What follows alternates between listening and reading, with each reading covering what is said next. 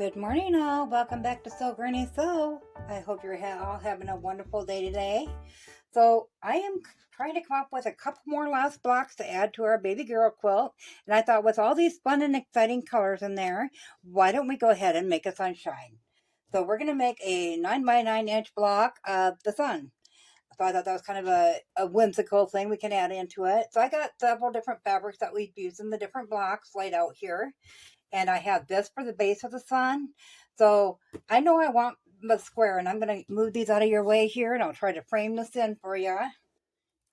So I want our sun to be about 9.5 by 9.5 as we sew it. That way we can trim it down to where we need it. So if you can imagine, we're going to have just the round part of this yellow down here in a 4-inch area. So we need the rays to come up off that. So we want them to be like 1 inch at the bottom and heighten out to 1.5 inch maybe at the top. We have several fabrics. We can repeat if we need to. So I'm going to go ahead and get a pattern drawn out that is 1 inch at the bottom and maybe 1.5 to 2 inches at the top. We'll go ahead and do 2 inches, I believe, because I'm going to make it a little bit more noticeable because a 1/2 inch will be in the seams. So we'll go ahead and get a piece of paper here. Remember, if you can dream it, you can quilt it. And we have our pencil handy here. So we know we want it to be, and I'm just going to line that up with the edge of the paper. We know we want it to be 1 inch at the bottom and 2 inches at the top. So we'll go from the half mark here, the half mark here, and then up here, we're going to go in, let's see, no, we want it to be right out there. So we want 2 inches and then the edge of the paper. So then we'll just take our longer ruler and we'll put that on the mark we made down here to the top corner of the page and trace that out. And then we will do the same on this side. Go from this mark we made to the top mark we made.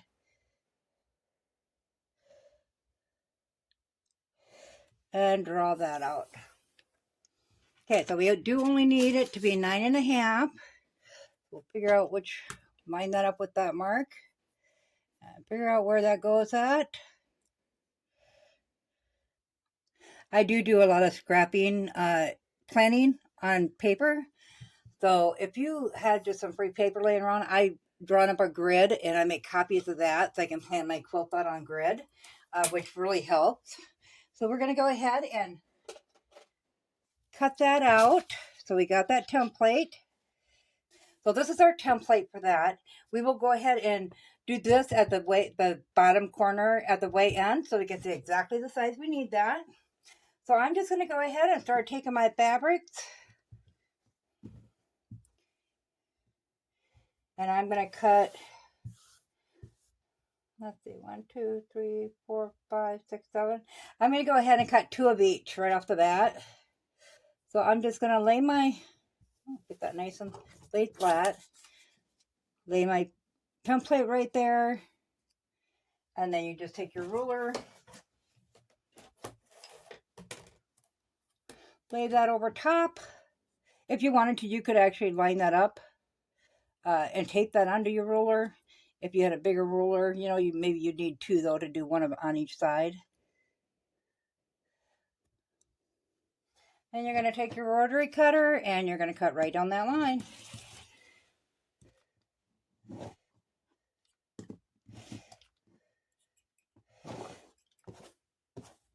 And then we'll do the other side just like that. Make sure it's nice and lined up.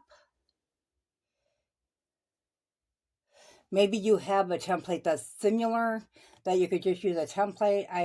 I'm not that fortunate to have one. I did just get the triangle in yesterday finally. I've been putting off buying any more templates because they're so expensive. And of course, I always see fabric I like long before I see a template on a sale. So I always end up buying fabric. So now this time I finally got the template. So we'll be doing something with triangles coming up here. So if you don't have your triangle ruler and you want to follow along with the next one on a triangle, I don't know if it'll be the next quilt we make, but when we get to the triangle one, then you'll definitely want to pick up one. They're fairly, I mean, I've seen them for like $20 at the store. $20 is $20 when you're used to quilting for everybody else but yourself.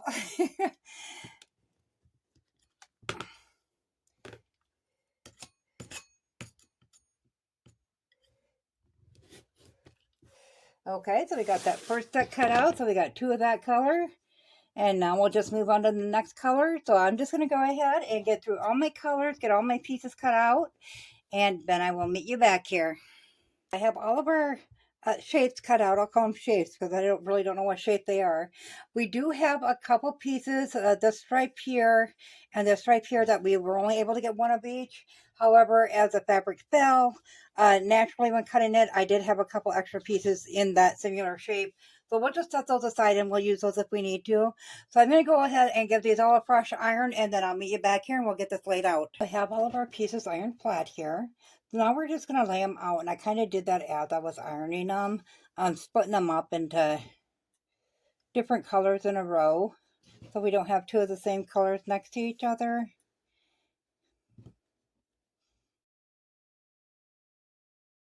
Okay, and that's the ones I had duplicates of. So we're just going to go ahead and flip that over onto that. If you want, you can throw a couple pins in. You don't have to. I want to start at this end because, as you can see here, all mine weren't the same length, and we're going to be cutting off on this end anyways. So I'm going to make sure these ends are lined up first, and then we'll just sew down that. So we'll get that one on. I'm just going to go right in a row, and so chain stitch them together. So I'll go ahead and I'll pin a few together here.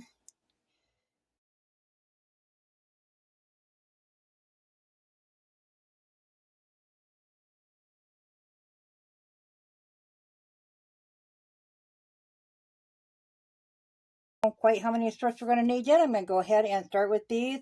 Bring them to the sewing machine and take a 1/4 inch seam along the sides we have pinned. Then I'll bring those to the ironing board, get them ironed flat. I'll go ahead and I'll get these ones sewn together, get them ironed flat, and I'll meet you back here.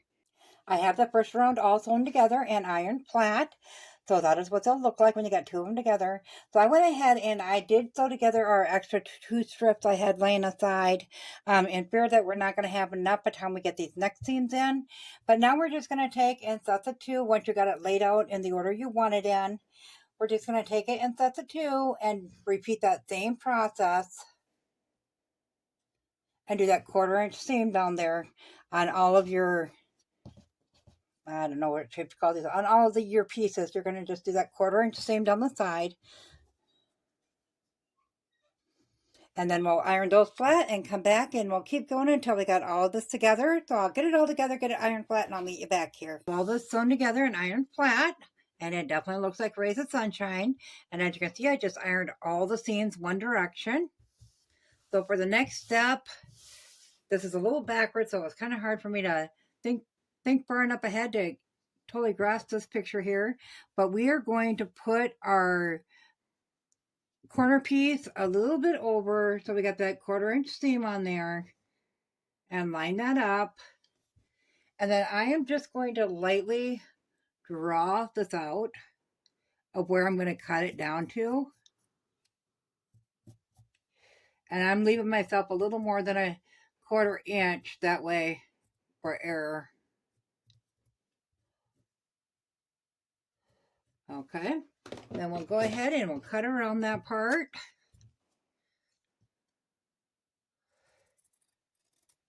Now, if you got a pattern or you're used to doing circular shapes, that is awesome. I would just stick with that.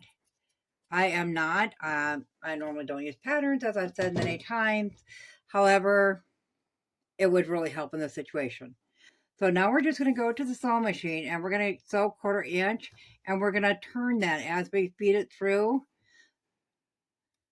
And you can pin it in place if you want, but we're just going to keep feeding it along as we, and it will buckle this up like this, and that's totally fine. Just as long as you start and stop at your ends. It doesn't have to be exact because we're going to trim some of that off anyways. So I'm just going to put my first pin in to get it started. Now you are going to have a gap here because of the angle of them.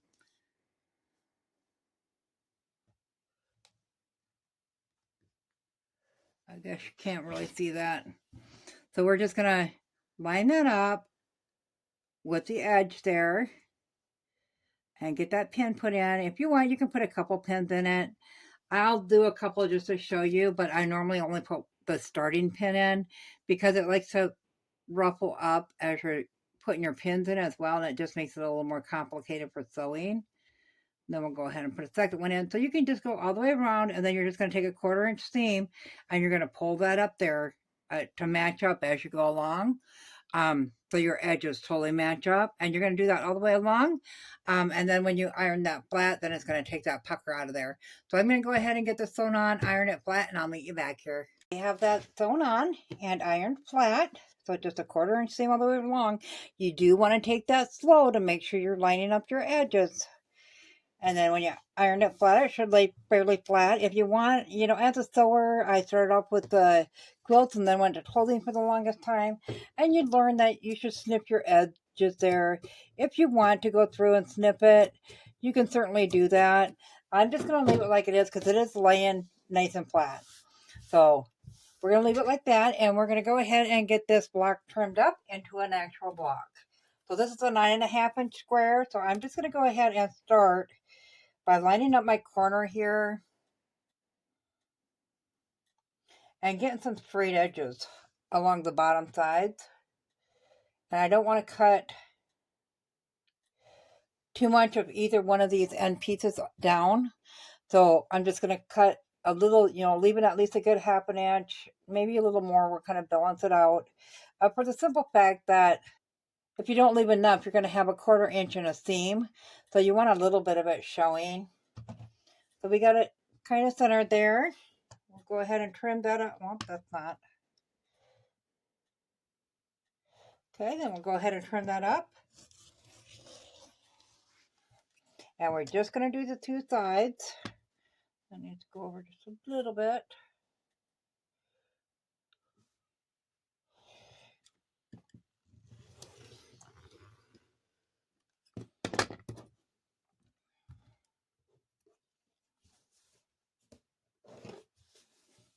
Okay, then we're going to back that down to the 9-inch mark.